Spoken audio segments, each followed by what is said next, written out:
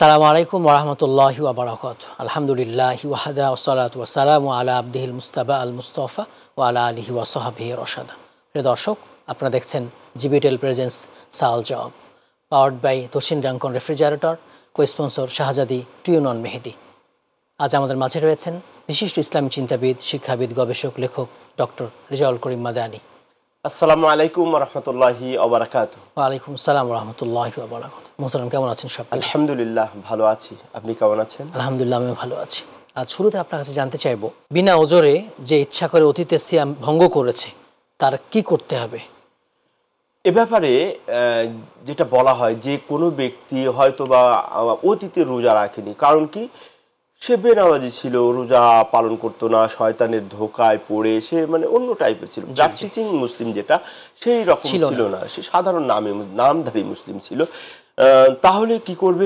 বিগত যে রোজাগুলো তার জন্য তওবা করবে, ইস্তেগফার করবে, দান সদকা করবে, বাস। কিন্তু রিসেন্ট যে সমস্ত ভাঙা হচ্ছে, রিসেন্ট যেগুলো এই যে এই সালে, গত সাল, তার জন্য কাফারা সেটাকে কাজা করবে। কিন্তু ওই 13 বছর, 14 বছর, 10 বছর আগে আমি প্র্যাকটিসিং মুসলিম ছিলাম না, আমি বুঝতাম না, আমি শয়তানের খপ্পরে পড়েছিলাম, আমি তার ধোকায় চলতাম। অতএব সেই পূর্বে ওই যে আমাদের আরেকটা নামাজ আছে না, উমরি কাজা, এই উমরি কাজা নামাজও নেই, উমরি কাজা রোজাও নেই, এটা করা যাবে না। তওবা ইস্তেগফার করে নেবে, কিছু করে দিবে, কিন্তু রিসেন্ট কাজা সেটা কাজা করতে হবে। এবার জিজ্ঞেস করব, কি পরিমাণ অসুস্থ হলে সিয়াম ভঙ্গ করতে পারবে? এ ব্যাপারে আপনি যেটা জিজ্ঞেস করেছেন যে কতটুকু অসুস্থ হলে আমরা রোজা ছাড়তে পারবো বা ভঙ্গ করতে পারবো, এ ব্যাপারে আল্লাহ সুবহানাহু ওয়া তাআলা বলেছেন, ওই যে রোজা ফরজের আয়াত বলেছেন, ওয়া ইন কুনতুম মারিদান আও আলা সাফারিন, তোমাদের মধ্যে কেউ যদি অসুস্থ থাকে অথবা সফরে থাকে তাহলে ফাইদ্দাতুম মিন আইয়ামিন উখর, সে অন্য দিন অন্য সময় পালন করবে, কাদা করবে। তো এখন আপনি আপনার অসুস্থতার এই যে পরিমাণ নির্ধারণ করবেন, আপনি এটা রাখতে সক্ষম হচ্ছেন কি না। যদি আপনাদের খুবই কষ্টসাধ্য হয়, অসাধ্য হয়ে যায়, তাহলে ছেড়ে দিবেন। আর যদি কষ্ট করে যদি দিনটা রোজাটা পার করতে পারেন তাহলে সেটাই বেটার। তো এই জন্য এর যে পার্সেন্টেজ কতটুকু পারা যাবে এটা তো আমরা বলতে পারবো না যে এত 60%, 70%। এটা হলো আপনার শারীরিক সক্ষমতার উপরে, মানসিক সক্ষমতার উপরে, এবং মুসলিম ডাক্তার বলতে পারবে, হ্যাঁ কিছুটা হলেও বলতে পারবে। তারপরেও আমাদের একটু হতে হবে যে আল্লাহর রোজার ব্যাপারে তো এটা আমাদের একটু যত দূর পারা যায় রোজাটা কমপ্লিট করার চেষ্টা করতে হবে, কারণ আল্লাহর সন্তুষ্টি। আমরা দেখুন না, দুনিয়ার কোনো স্বার্থ, দুনিয়ার কোনো প্রতিদান, দুনিয়ার কোনো বস্তু যদি পাওয়ার ব্যাপার হতো তাহলে ওরে বাবা 90% হলেও আপনি কিন্তু বলুন যে না আমি সুস্থ আছি, কারণ আপনি দুনিয়াটা এখন মনে করেন কেউ যদি ঘোষণা করলো যে আমার এখানে আসলে বা এই কাজটা করলে আমি 10 লাখ টাকা দেব, আপনি অসুস্থ, হাঁটতে পারছেন না, জ্বর, বলে যাবেন, টেনে হেসড়ে নিয়ে কিন্তু চলে যাবেন, আপনার 10 লাখ টাকা দরকার, বুঝতে পেরেছি। আর রোজা রাখলে জান্নাত, রোজা রাখলে রায়য়ান দরজা, রোজা রাখলে আল্লাহ রিওয়ার্ড দিবেন। এগুলোর জন্য আমাদের যতটুকু সক্ষমতার পরিচয় দেওয়া দরকার সেটা। মোহতারাম, এবার আপনার কাছে জানতে চাইব, এমন চিররোগী যার আরোগ্য লাভের সম্ভাবনা নেই, যেমন ক্যান্সার বা এই ধরনের রোগ, এসব লোকের ক্ষেত্রে সিয়াম পালনের কি হুকুম হবে? প্রথমত আমরা রোগের নির্ণয়ের রোগের মান নির্ণয় করব। এখন মনে করেন আমি হঠাৎ অসুস্থ বা এটা আমার ভালো হয়ে যাবে চিকিৎসা করলে, তাদের জন্য কিন্তু রোজা ছাড়ার ব্যাপারটা এসেছে। এখন আমি ক্যান্সারে আক্রান্ত, আল্লাহ না করুক, অমুক ক্যান্সারে আক্রান্ত, এটা তো আর ভালো হবে না, তাহলে তার জন্য কি রোজা মাফ? না, সে চেষ্টা করবে। কারণ আমাদের যে সুযোগটা দেওয়া হয়েছে, অসুস্থ ব্যক্তি হঠাৎ, সুস্থ ব্যক্তি অসুস্থ হয়েছে এই জন্য তার জন্য কষ্টসাধ্য, এই জন্য সুযোগটা দেওয়া হয়েছে। কিন্তু যে ব্যক্তি ক্যান্সার, ওর তো এটা স্বাভাবিক হয়ে গেছে, আর সে তো খুব কষ্ট রোজা রাখার কারণে যে তার খুব সমস্যা হচ্ছে এমনটি না, সে এটা স্বাভাবিকভাবে এটা রোজা রাখতে পারবে। অর্থাৎ এই ধরনের, শুধু ক্যান্সার না, এই ধরনের যত রকম রোগ বালাই আছে যেটা কন্টিনিউয়াসলি চলবে বা সে এটা আজীবন ভুক্তভোগী, কিন্তু খুব রুগীকে ভোগাবে না, খুব কষ্ট দিবে না, তার জন্য এই সুযোগ না, সে রোজাটা কমপ্লিট করবে। যেমন এর একটা উদাহরণ দিই, নামাজ হাইজ বা পিরিয়ড হলে কি হয়, নামাজ বন্ধ। কিন্তু যদি এটা কন্টিনিউয়াসলি নেফাজ কি বলে মুস্তাহাজায় জি। পরিণত হয়ে যায়, মুস্তাহাজা, অসুস্থ, ইস্তেহাজা, অসুস্থ হয়ে যায়, তাহলে কিন্তু তার জন্য আর কি হয় না, মাফ হয় না। নামাজ মাফ হয় না। তো এই ব্যক্তির ক্ষেত্রে সেম ওই একই ফতোয়া, যে হঠাৎ অসুস্থ, সুস্থ থেকে হঠাৎ অসুস্থ, তার জন্য রোজা ছাড় আছে, পরবর্তীতে কাজা করে নেবে। কিন্তু এই কন্টিনিউয়াস থাকবে আমৃত্যু, তার জন্য রোজার ছাড় নেই, সে অবশ্যই কমপ্লিট করবে ইনশাআল্লাহ। আর একেবারে যদি সম্ভব না হয়, সক্ষম না হয় সিয়াম করতে, হ্যাঁ, সেটা তো আবার অন্য এতে চলে গেল। সেটা আবার এখন মানে কি বলে, শয্যাশায়িত বেডেই একেবারে সবসময় থাকে, খুবই করুণ অবস্থা, করুণ অবস্থা, নাকে এড়ে লাগানো, যন্ত্র লাগানো, পায়ে লাগানো, এই ধরনের এই থাকবেই। সেটা তো আল্লাহ ইনশাআল্লাহ লা ইউকাল্লিফুল্লাহু নাফসান ইল্লা উসআহা, এটা তো তার সাধ্যের বাইরে, অবশ্যই সেটা ধরবেন না আল্লাহ তাআলা। জি ইনশাআল্লাহ বিইজনিল্লাহ। মুসাফির কাকে বলে? মুসাফির অবস্থায় সিয়াম এবং সালাতের হুকুম কি? মুসাফির, সাফারা ইউসাফির থেকে মুসাফির, যিনি সফর করেন, অর্থাৎ নির্দিষ্ট কোনো কাজ, মানে কোনো কাজকে, কোনো প্রয়োজনকে লক্ষ্য বা কোনো কাজকে, কোনো প্রয়োজনকে সামনে রেখে নিজের ঘর থেকে বের হয়ে অন্য কোনো গন্তব্যে যিনি যান, তিনি হলেন মুসাফির।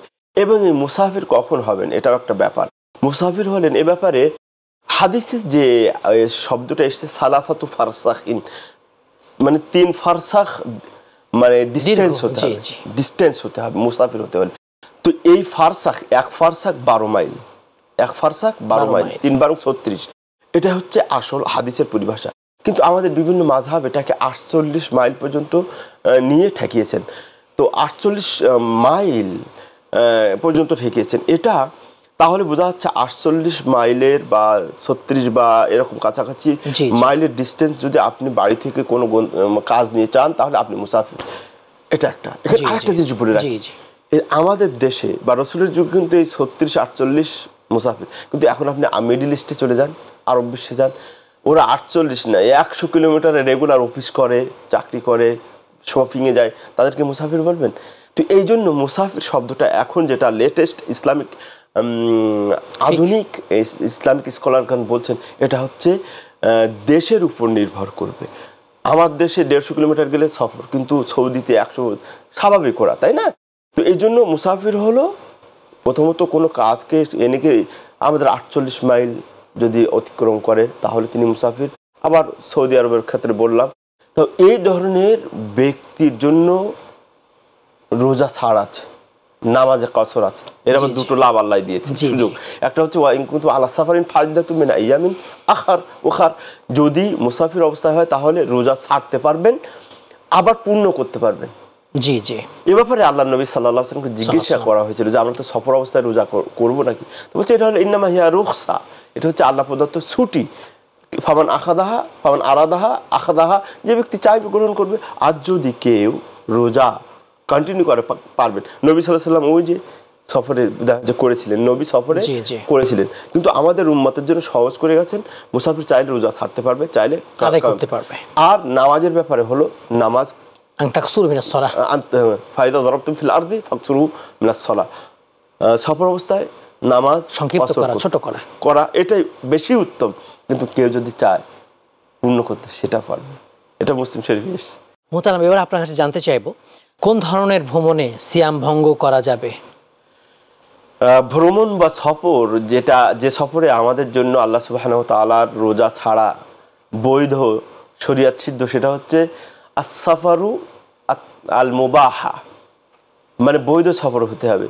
কিন্তু আপনি অবৈধ সফরে যাচ্ছেন, আপনি কি বলবো, অনেকেই চলে যায় ইউরোপে, হংকংয়ে, ব্যাংককে, বোম্বে, এদিক সেদিকে খারাপ উদ্দেশ্য নিয়ে, মানে আপনি খারাপ উদ্দেশ্য নিয়ে সফরে যাচ্ছেন।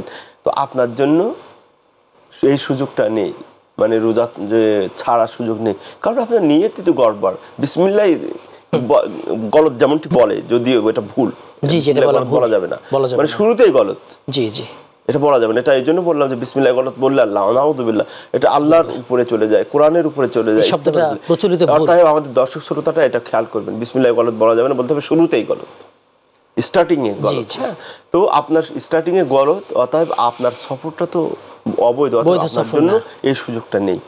বৈধ সফর হতে ব্যবসা বাণিজ্য, চিকিৎসা বিকিৎসা ইত্যাদি, এই সমস্ত যদি হয়, জরুরি কাজ হয়, সেই সফরে আপনি রোজা ছাড়তে পারবেন।